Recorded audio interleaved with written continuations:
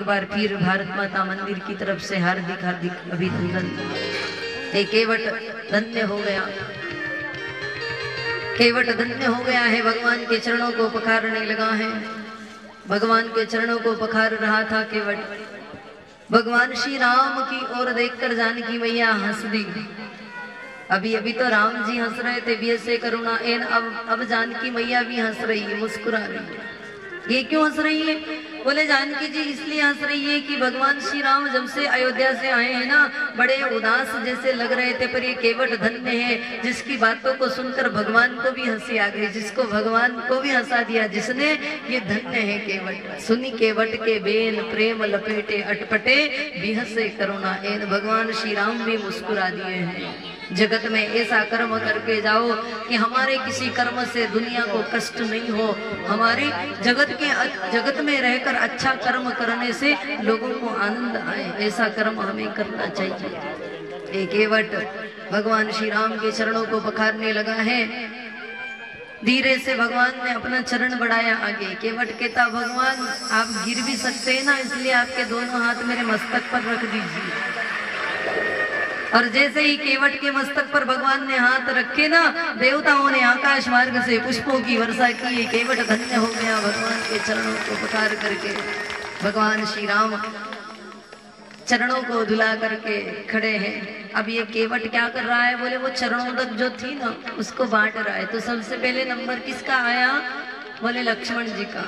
लक्ष्मण जी से कहा कि लक्ष्मण जी अपना हाथ आगे बढ़ाइए और चरणों तक ले लीजिए। लक्ष्मण ने कहा कि हम किसी के आगे हाथ नहीं फैलाते हैं। तो नहीं लोगे क्या?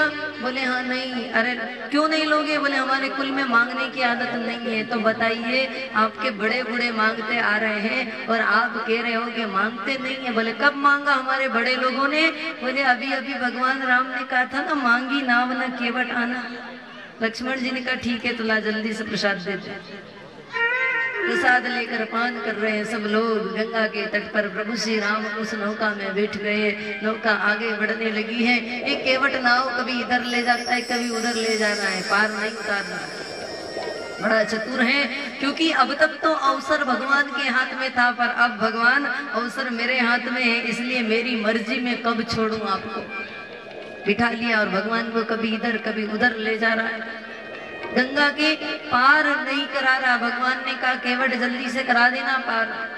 उसने कहा नहीं नहीं भगवान। अब केवट को देख करके लक्ष्मण जी को गुस्सा आया। लक्ष्मण जी ने कहा कि मूर्ख कहीं का, जल्दी से उतार दे उस पार, नहीं तो मार डालूंगा।